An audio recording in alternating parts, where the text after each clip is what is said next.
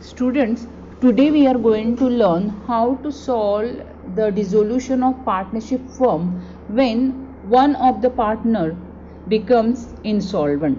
First, I will read the question. Vidya, Shamila and Megha are partners sharing profits and losses in the ratio of 5:3:2. Their balance sheet as on 31st March 2019 was as under: liabilities, capital accounts of 3 partners, then current account for Vidya and Sharmila, sundry creditors and bills payable. Assets, sundry assets, bank balance and current account of Megha has the debit balance. They decided to dissolve the partnership firm on the above date as under: first, sundry assets realized at 80% of the book value. Unrecorded outstanding expenses rupees 8,000 were paid off. Realization expenses amounted to rupees 6,000. Sundry creditors and bills payable were paid for rupees 34,000. Last adjustment, Megha becomes insolvent and only rupees 2,000 were recovered from her private estate. Prepare realization account, partners current account, partners capital account and bank account. Now first we have to prepare the realization account, and you all know that first we have to transfer the assets and liabilities to the realization account. Here the assets are given: sundry assets 1,28,000 and bank balance, but we don't transfer the bank or cash balance. You have to remember that. Neither do we transfer the current account because we are going to open the separate current account. So only the sundry assets are to be transferred in the realization account on the debit side. So the first entry to sundry assets account 1,28,000. This is the amount given in the balance sheet.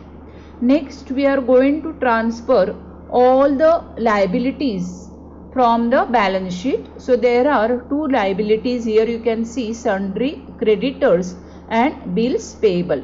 Liabilities are transferred on the credit side of the realization account under the heading by sundry liabilities. Creditors and bills payable, you have to write the amounts in the inner column and the total you have to write in the outer column. Next adjustment, sundry assets realized at 80% of the book value. It means the sundry assets were sold and 80% of the book value is received. So here cash comes in the business. So that is why you have to record the entry on the credit side of the realization account by bank account.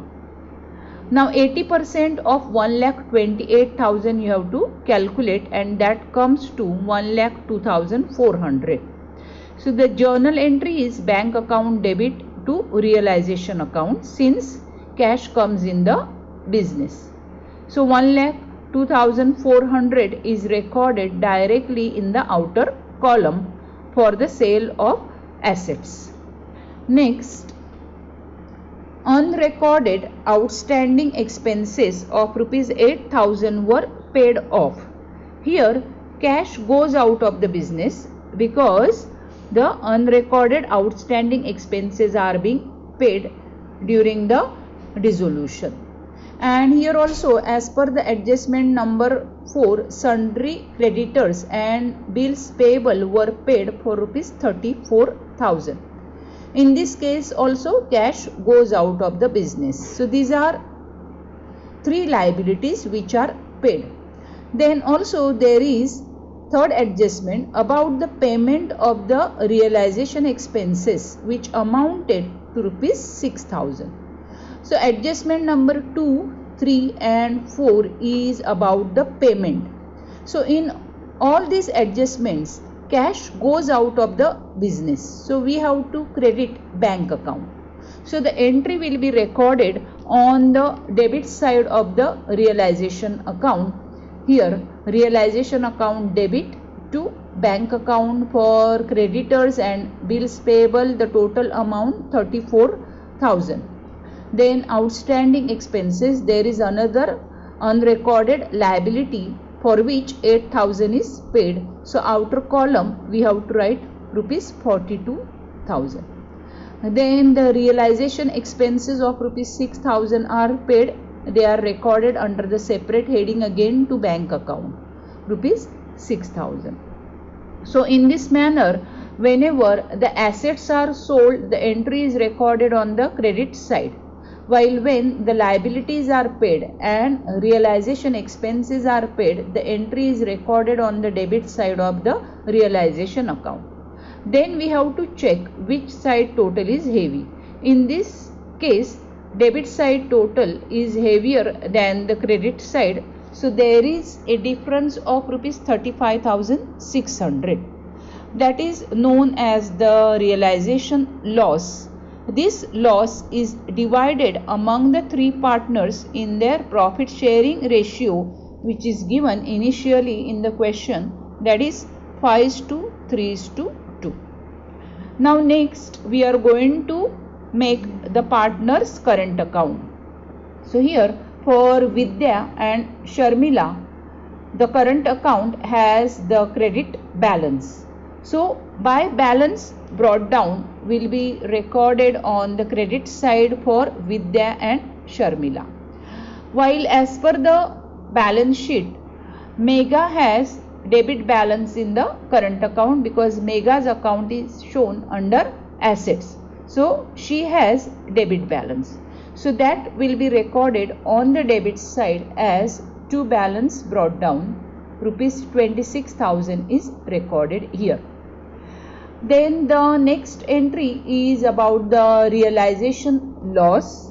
You can see in the realization account here the loss is recorded, which is divided among all the partners. The entry will be recorded on the debit side of the current account to realization account, loss is recorded. Then we have to take the total of the current account for each partner. So in this case the debit side total is heavier. So here the difference will be transferred to all the partners capital account. So here by partners capital account we have to write for the difference. And these amounts will have corresponding entry in partners capital account on the debit side.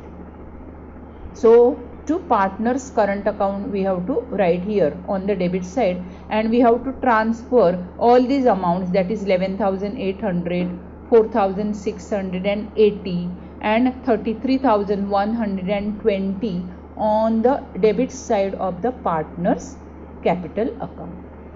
Now we will see what entries we have to record in partners capital account. The very first entry is for their balances which are given under the liabilities in the balance sheet.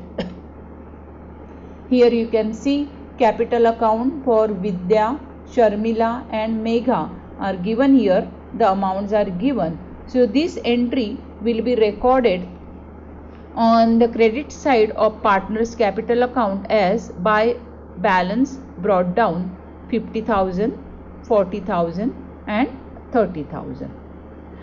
Then we are going to check the information given under the adjustments. We have already recorded adjustment number 1, 2, 3 and 4. Now the fifth adjustment. Megha becomes insolvent and only rupees 2,000 were recovered from her private estate. So this money comes in the business because she has to pay this much money. Now we have to check the entry in the partners capital account.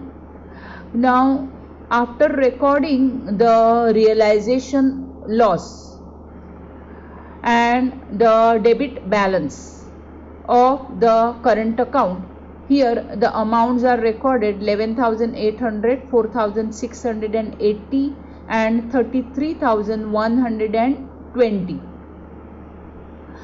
This is the amount for Megha, 33,120, while her opening balance amount is rupees 30,000 only. It means some money has to be recovered from her personal assets, but she could pay only rupees 2,000. So here by bank account you have to write rupees 2,000. Whatever money she could pay, that you have to record. So this money comes in the business. So the journal entry is bank account debit to Megha's capital account rupees 2,000. Now we have to check that her debit side total is 33,120, and after the payment of rupees 2,000, her credit side total is rupees 32,000. So there is a difference of 1,120 which she could not pay because she doesn't have any asset or any cash to pay this much amount. Now this is called the deficiency. So this deficiency will be borne by the remaining partner in their profit sharing ratio. As you know that we have to tally the partner's capital account. Now here for Megha, her debit side total is higher than her credit side total. It means in fact Megha has to pay to the partnership firm. But since her capital amount is only rupees 30,000, the excess of rupees 3,120 she should pay to the partnership firm, but she could pay only rupees 2,000, and remaining 1,120 she could not pay. That is called the deficiency because she is insolvent. So this amount will be borne by the remaining partner in their profit sharing ratio. Now here the profit sharing ratio is given 5:3:2. So for Vidya and for Sharmila, the profit sharing ratio we have to take 5:3, and in this ratio this amount of 1,120 will be distributed between Vidya and Sharmila. So here the calculation is shown here. Capital deficiency of Megha. For Vidya 1,000, there is an error. It should be 1,120. So this is the typing error. You can correct it. So 1,120 into 5 divided by 8. So Vidya has to bear the loss or deficiency of rupees 700. For Sharmila, the amount is 1,120 into 3 divided by 8. So Sharmila has to bear the deficiency of rupees 420.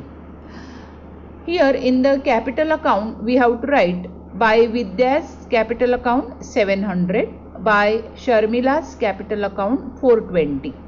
So whichever partner is insolvent, that partner's capital account we have to tally in this manner. Whatever is the deficiency, it is to be distributed among the remaining partners in their profit sharing ratio. So here to Megha's capital account, the corresponding entry will come in the capital account itself.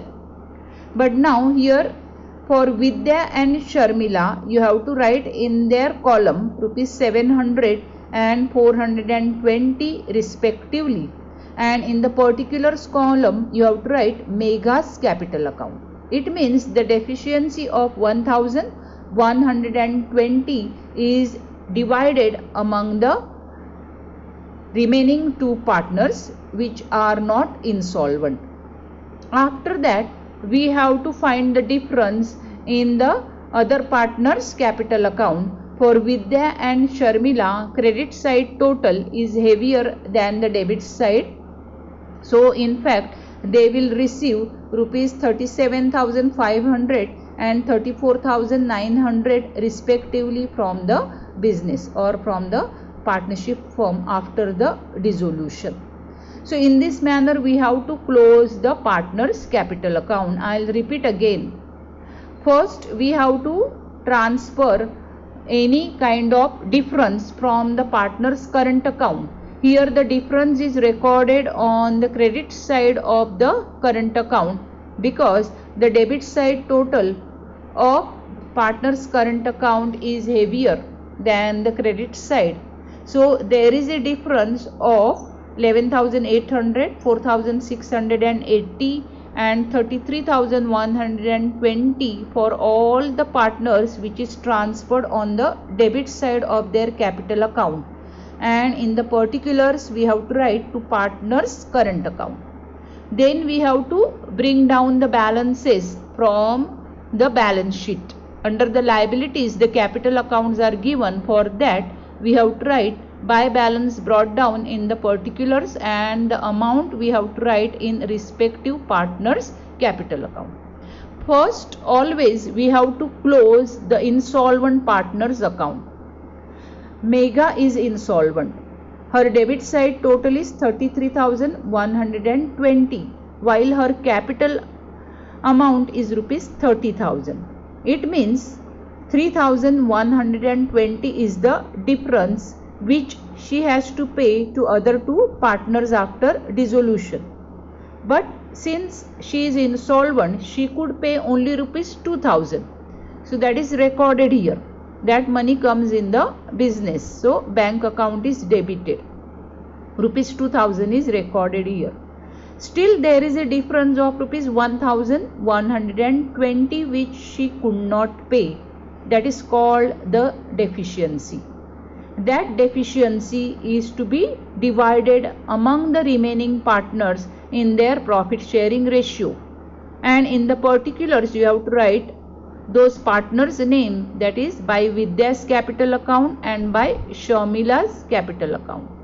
The corresponding entry for these two amounts, that is 700 and 420, is recorded in the partner's capital account itself, but that will be recorded on the debit side, and in the particulars you have to write insolvent partner's capital account, that is Megha's capital account, and in that respective partner's capital account you have to write those amounts, that is 700 for Vidya and 420 for Sharmila. After that we have to see and take the total for remaining partners. That is for Vidya, credit side total is 50,000. From that we have to subtract these two amounts, 11,800 and 700.